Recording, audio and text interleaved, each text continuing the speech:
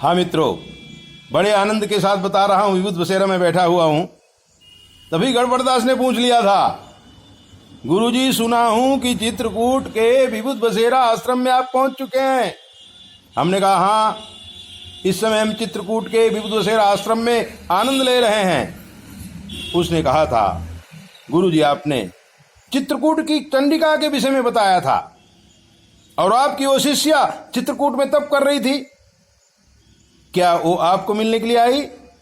मैंने कहा हाँ, हिमालय में, गिरनार में, नेपाल में, बनों में घूम घाम के सिद्धियों को प्राप्त कर चुकी चित्रकूट की चंडिका यानी कि श्यामा मिश्रा हमारे आश्रम के पास में ही रहती थी। आईएएस ऑफिसर बनना चाहती थी, लेकिन उसके जीवन के अंदर जो घटनाएं घटी पहले वीडियो में हम बता चुके हैं। आज हम आपको उसकी तपस्या के विषय में बताएंगे। आकाश मार्ग से उसे समाचार मिला, गुरुजी आए हुए। दौड़ती आई थी, अनेक प्रकार से नमस्कार किया था, वेद के मंत्र बोलने लगी है चंडिका। और उसने कहा था, गुरुजी आज मैं आपकी शिष्या श्यामा मिश्रा प्रश्न करना चाहती हूं कि मेरे जीवन में ऐसा परिवर्तन क्यों आया। मैंने देखा कि मेरी कुंडली में शुक्र और राहु की युति है, चंद्र और शनि की युति है।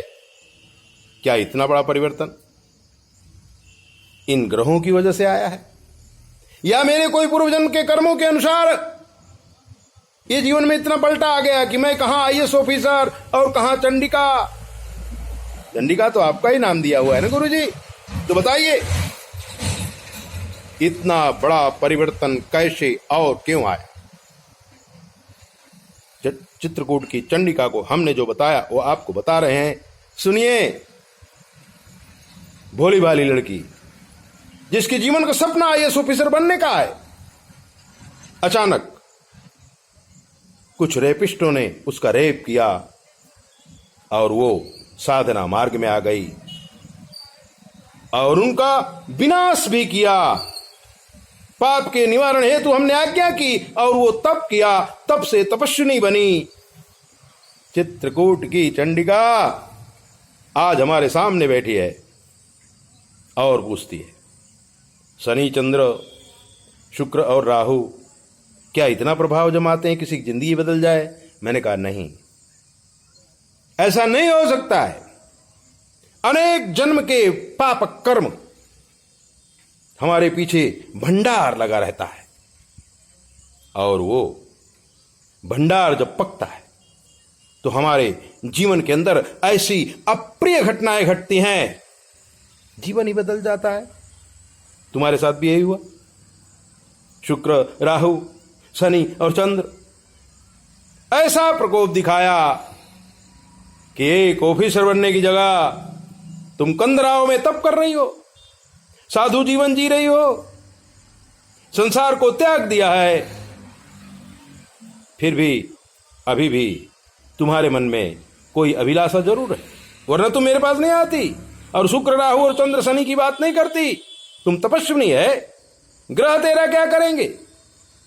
लेकिन फिर भी सुन ले, जो शुक्र, राहु और शनि, चंद्र है वो तेरे पूर्वजन्म के कर्म के अनुसार हैं और तेरे साथ जो भी घटनाएं घटी उसमें पूर्वजन्म के बहुत सारे पापक ग्रह हैं।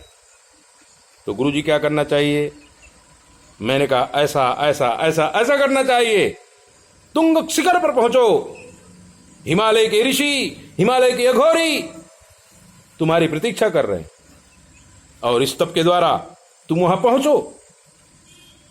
उसने कहा गुरुजी आप पहुंचाइए। मैंने कहा कोई किसी को पहुंचाता नहीं है, आपके कर्म आपको शिखर पर पहुंचाएंगे और आपके कर्म आपको नाले में ढकेल देंगे। अगर शिखर पाना चाहती हो तो शेखर का भजन करो।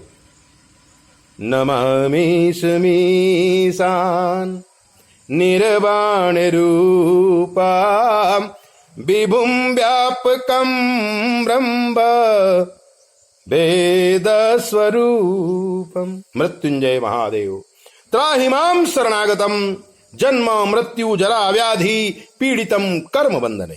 ऐसे दिव्य बातों को जानने के लिए गड़बड़दास और आप लोग भी 9825200108 पर फोन करके अपने जीवन के तमाम प्रश्नों को हमसे पूछ लीजिए। शास्त्र के मत के अनुसार हम आपको जवाब देंगे, वो भी बिल्कुल फ्री। जय भोले, अपना ध्यान रखो।